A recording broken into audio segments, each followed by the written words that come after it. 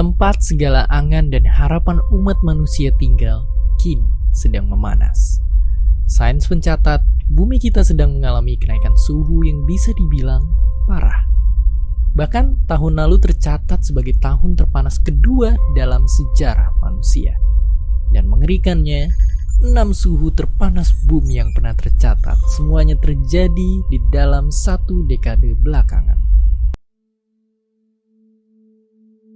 Bumi semakin lama semakin panas. Mengapa demikian? Berikut penjelasannya. Cahaya matahari menyinari bumi.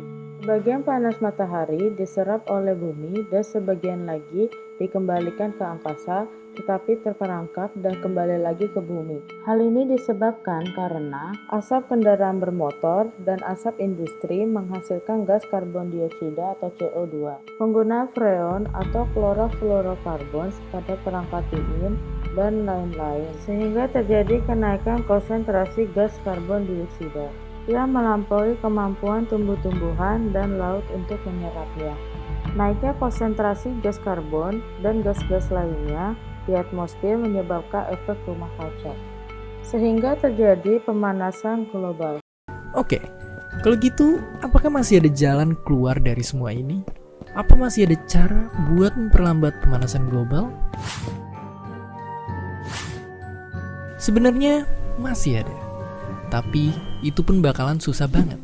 Ilmuwan banyak yang udah sepakat kalau cara terbaik buat memperlambat pemanasan global adalah dengan ngurangin emisi gas rumah kaca ke udara.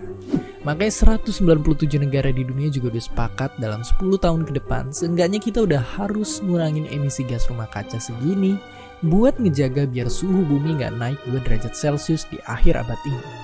Karena kalaupun semua manusia saat ini berhenti ngasilin karbon dioksida ke udara, bumi masih akan tetap memanas.